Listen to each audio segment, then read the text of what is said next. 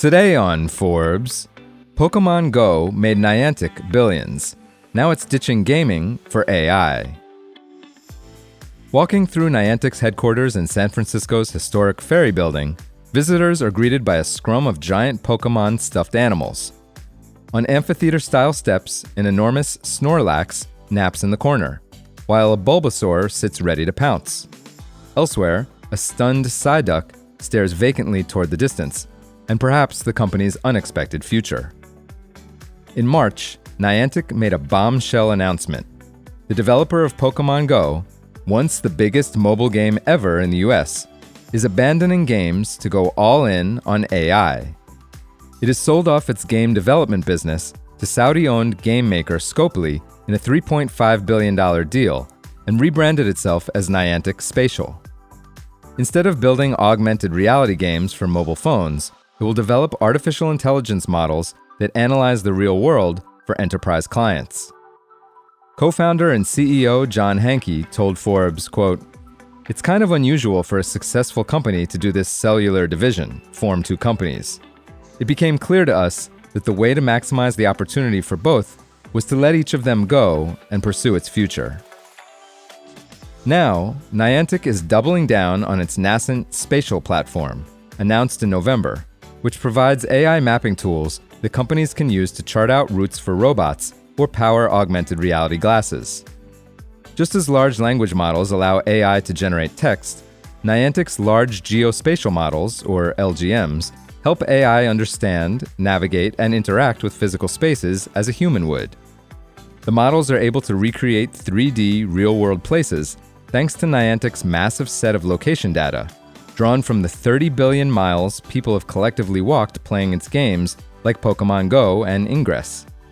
And when the models don't have precise data on all the dimensions, topography, or physical structures in a place, they use generative AI to fill in those blanks, estimating different angles of a statue or missing corners of rooms. Niantic's pivot underscores the seismic effect that the generative AI frenzy has had on Silicon Valley since ChatGPT rocked the industry nearly 2.5 years ago, radically transforming even a firmly established decade-old company like Niantic. According to Gartner, the market for spatial computing is expected to hit $1.7 trillion by 2033, up from $110 billion in 2023, with growth driven by location-based services from the likes of mapping giant TomTom and traditional big tech like Google.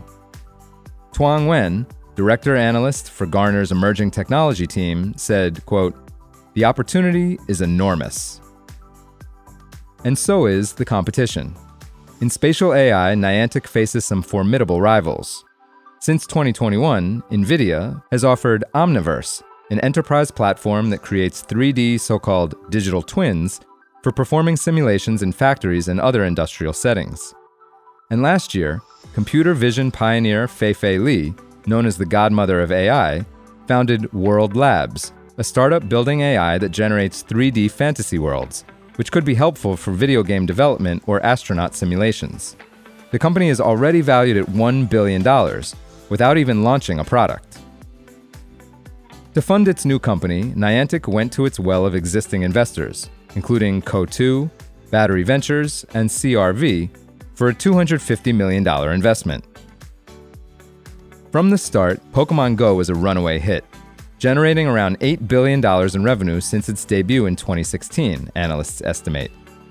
Almost a decade later, the game, which tasks players to catch virtual Pokémon by trekking to real-world locations, racked up 100 million players in 2024, Niantic said. The company brought in $1 billion in revenue last year. The biggest reason for the split, Niantic executives say, is focus. Inside the company, there has always been competition for time and resources between the game development side and the technology side, which developed all of the augmented reality and mapping tools that underpin the games.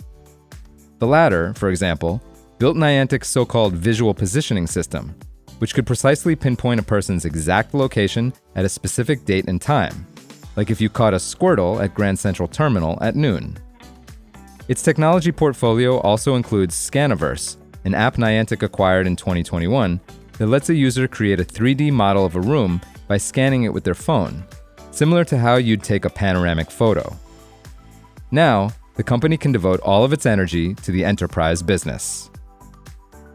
For full coverage, check out Richard Nieva's piece on forbes.com. This is Kieran Meadows from Forbes. Thanks for tuning in.